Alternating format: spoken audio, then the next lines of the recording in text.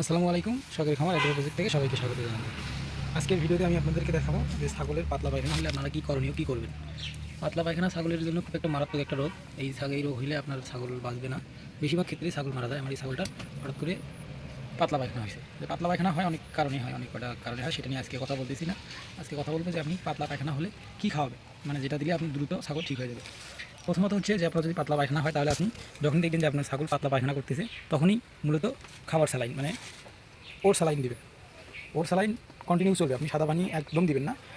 যখনই পানি দিবেন তখনই আপনি দিবেন ওর স্যালাইন। স্যালাইন চলবে সারাদিন, স্যালাইন চলবে। স্যালাইন দেওয়ার পাশাপাশি আপনারা দিয়ে দেবেন হচ্ছে হলো ম্যাট্রো। এটা হলো ছোটো বাচ্চাদের আমাশা পাতলা পায়খানার জন্য এটা কাজ করে অনেক ভালো। ম্যাট্রো দিবেন, ম্যাট্রো দিবেন আপনারা হচ্ছে 1 চামচ পরিমাণে ম্যাট্রো দিবেন। তারপরে দিবেন হচ্ছে জিঙ্ক, ম্যাট্রো জিঙ্ক, এই দুইটা আপনার 2 বেলা দিবেন, আর 3-4 বেলা স্যালাইন কন্টিনিউ চালিয়ে যাবেন। তো আশা